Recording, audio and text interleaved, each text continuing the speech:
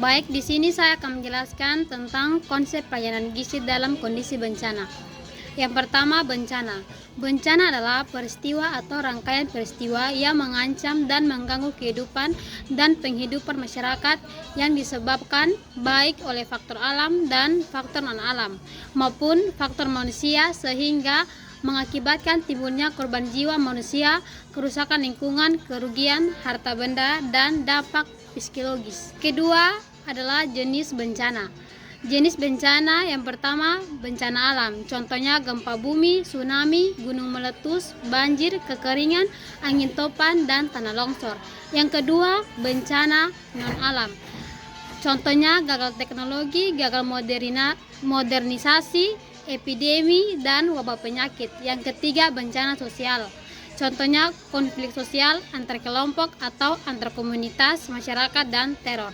Berikutnya, pencegahan bencana. Yang pertama, kesiapsiagaan. Yang kedua, peringatan dini. Yang ketiga, mitigasi. Kesiapsiagaan adalah serangkaian kegiatan yang dilakukan untuk mengantisipasi bencana melalui perorganisasi serta melalui langkah yang tepat guna dan berdaya guna. Yang kedua, peringatan dini. Peringatan dini adalah serangkaian kegiatan pemberian peringatan sesegera mungkin kepada masyarakat tentang kemungkinan terjadinya bencana di suatu tempat oleh lembaga berwenang. Yang ketiga, mitigasi. Mitigasi adalah serangkaian upaya mengurangi risiko bencana baik melalui pembangunan fisik maupun penyadaran dan peningkatan kemampuan menghadapi ancaman bencana.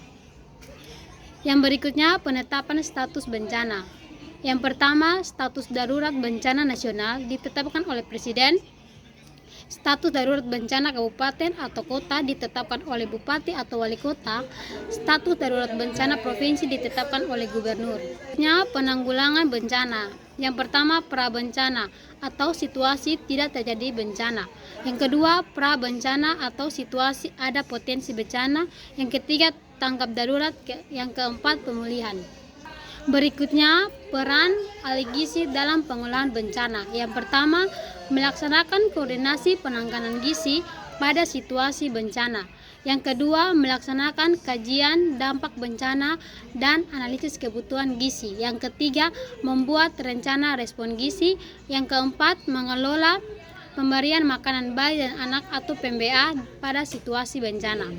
Yang kelima, mengelola kegiatan pencegahan dan penanggulangan gizi kurang dan gizi buruk. Yang keenam, mengelola kegiatan suplementasi gizi pada situasi bencana. Yang ketujuh, mengelola kegiatan dukungan gizi bagi kelompok rentan. Yang kedelapan, melakukan komunitas risiko dan pelibatan masyarakat. Yang kesembilan, mengelola informasi pada surveillance gizi. Dan yang ke-10, mengelola logistik gizi.